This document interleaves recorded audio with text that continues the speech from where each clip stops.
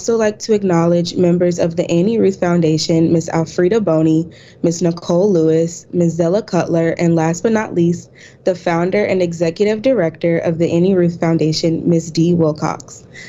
First community leader, which would have been the second, but he's the first now, is none other than Randolph Love the Third.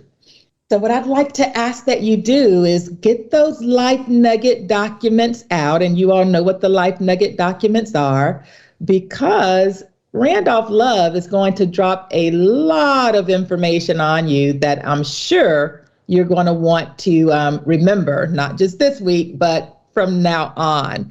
So Randolph was actually introduced to the Annie Ruth Foundation earlier this year, and he was excited over the opportunity to share snippets of his life that positioned him to become a successful entrepreneur. Randolph is a certified professional life coach, a podcaster, an insurance and financial services consultant, and as I mentioned, an entrepreneur. And he is extremely passionate about empowering people to make good life choices. So, without further ado, let's welcome Mr. Randolph Love III. Hello, hello. Can you hear me? Yes. Great, great. All right. So I want to first start off by thanking the AnnieRuth Foundation, especially Dee Wilcox, and also the Capability Connector, Frida Boney, for introducing us. I'm definitely excited and interested to share with you just some of the few nuggets that I picked up in my 35 years that I think if you can learn now, today, it'll be a game changer, right? And, like she said, my name is Randolph Love III. I own Randolph Love Consulting. I'm also host of the Entrepreneurs Podcast, the place to hear real entrepreneurs and business owners bear it all. It's actually just a little over a year old, but it's already one of the top 10 in the top 10% of podcasts in the world. So I'm very proud of that, and I keep working towards that. I actually help homeowners and business owners avoid financial catastrophe and have the option of retiring comfortably in 10 to 15 years or less. And if you want to know more about that, you can just go to randolphlove.com. I'm not here to talk about myself. I'm here to try, like Dee said, try to give you some nuggets that if you use now and start utilizing now, trust me, 10 years from now, you won't even be able to recognize yourself. And not that it's a competition, but even in the comparison to your peers and colleagues, it'll be leaps and bounds. I really just have 4 points to make. 1 point is set your GPS. All truths are parallel, right? I'm old enough to remember where before we would leave the house, we would get on the phone and figure out exactly where we were going, left, right, what streets, what landmarks to look for. And if we got lost, we had to stop at something that was called a payphone. It was like a phone hooked to a cord that you put quarters and dimes and nickels in and you would call. Now you have what's called a GPS, to where you don't even have to ever have been to the place. It can be thousands of miles away without even confirming where you're going. All you do is type in the GPS and it takes you there. And what happens when one of the roads are closed? It reroutes. But if that GPS wasn't in, global positioning system wasn't in, you wouldn't have known to reroute. You would have just kept traveling aimlessly down a path that wasn't taking you anywhere. The older I get, the more I realize those old sayings make sense. They say if you aim at nothing, you will hit it every time. So that GPS is the same as a goal positioning system. Think about what you want to be, no matter how unbelievable it is to your head, no matter how it makes your friends or family members laugh at you, joke at you. Just set that in your head, no matter how unbelievable it is, and write it down. That's your address. That's your goal positioning address. And why did I say that? It's going to make sense later. The second point is KISS. I know it's a little more politically correct than when I was growing up, so we're going to say it's keep it simple, students, right? If you want to know what they used to tell us when we were younger, ask your parents, right? But keep it simple. It's people and companies that make millions and billions of dollars by simplifying a process. They don't get paid that much by making it more difficult. If people can make millions and billions by making things more difficult, then everybody would be rich. But the ones who can look at something that's complicated and boil it down to its nectar are the people that's winning. For example, when I go into a store, a big store, and I don't know what I'm looking for, the first thing I do is ask somebody to show me where it is. Why do I do that? Because my time is more valuable than walking throughout a store 10 to 15 minutes trying to find something when there's somebody there, somebody that's been there, somebody that's probably been there for years that knows exactly where to go and how to get to it. Those are your mentors. Keep it simple. Once you set your GPS and you know where you're going, find somebody who's doing that. And as soon as you walk in the door, ask them where to go and how to get to it. That's very, very simple. The next nugget is plan tomorrow today. What does that mean? Once again, it's very simple. The day before tomorrow, start writing down a list of what you have to do. And the list can be 10, 15, 20 pieces long, 20 things long. But of that list, in order to not develop a mind of failure, I want you to start circling just the top 3 things on that list. And when I say top 3, not top 3 to somebody else, top 3 to yourself. Circle those top 3 things on that list. And guess what's going to happen? When you wake up tomorrow and you execute those top 3 things, you done.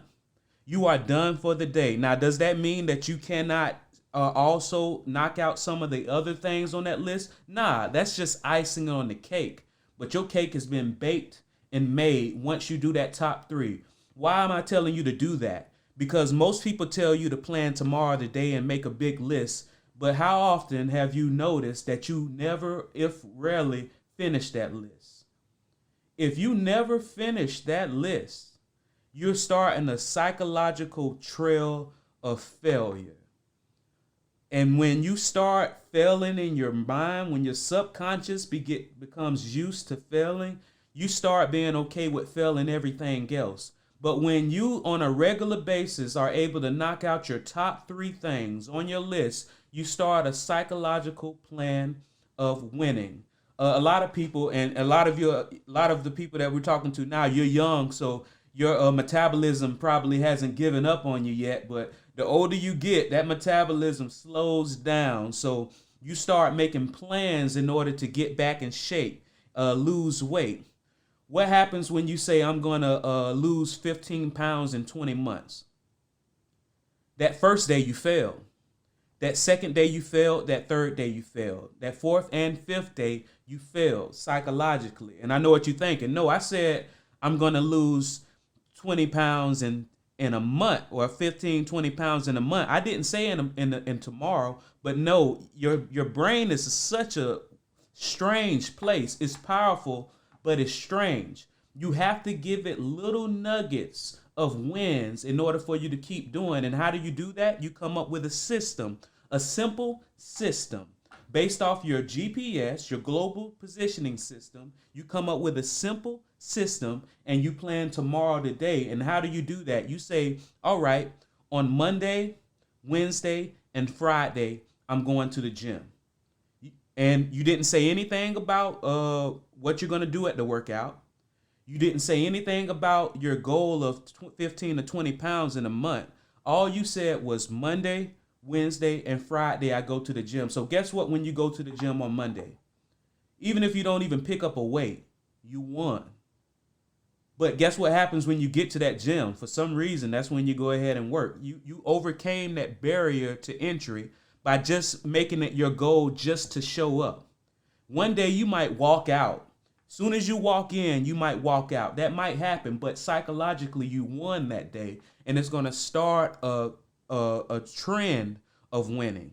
Now you have a system in place, because what's going to happen is, for the people who didn't come up with that system and they binge, they might hit their 15 to 20 pound goal in a month. But what happens after you hit that goal? Either you plan another future goal, which starts another cycle of failure, or you don't plan at all and end up losing all of the progress that you made prior to that point. Okay? And last but not least, I need you to hire for what hurts. Okay? Hire for what hurts. What's going to happen when you set your global positioning system and you keep it simple, students, and you plan tomorrow today and you start that psychological path of winning by only circling the top 3 of what you having to do and start knocking that out on a regular basis, you're going to notice that there's some things on your list that you never seem to circle. You know that it's important. You know that you need to get around to it. But for some reason, you never seem to circle that thing. That's when you hire for what hurts. A lot of you now don't have that much money, especially if you're about to go into school and not immediately into the workforce. What does that mean? That means you find people that are passionate about the things that you find tedious because they love it. You find tedious, but they love it. That's when you build partnerships. That's when you build relationships with those people. That's when you start company ideas with those people. That's when the absence of money for people who start companies is equity. That's when you say, hey, I noticed that you like to keep up with the numbers. I'm a creative. I like to innovate. I like to go out. I like to meet people. I like to shake hands. The math just isn't me. I know D told me I need to work on my math skills, but it just isn't me. But I notice you love it. Let's start a business. How much equity do you want? And then go from there. So you set your goal positioning system.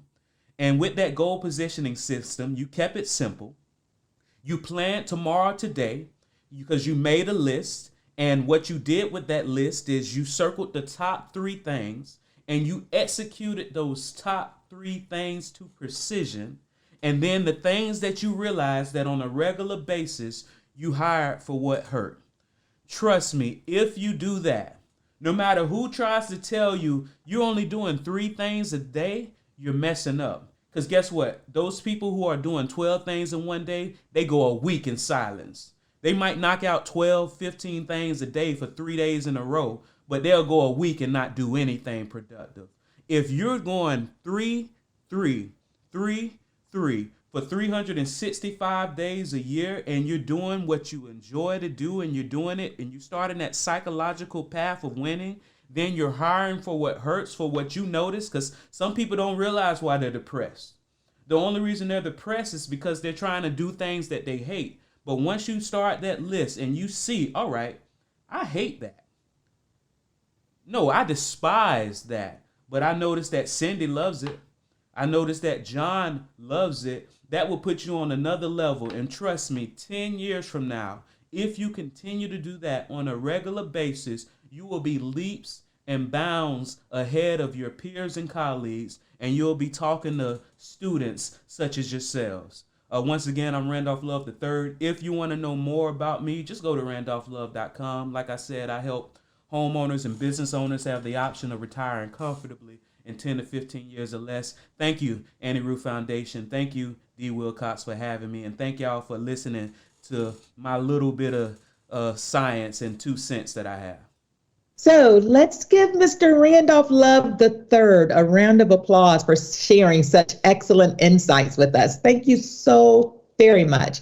I know one of our students aspired to become a social networker and influencer. So each of you were asked to create LinkedIn profiles, and many of you have already. Feel free to reach out to Mr. Randolph Love III on LinkedIn. He does have a LinkedIn profile. If you have additional questions or want to connect with him and get some more of those nuggets that he dropped on us, again, feel free to reach out. Let's give him another round of applause. Thank you so much. Excellent information.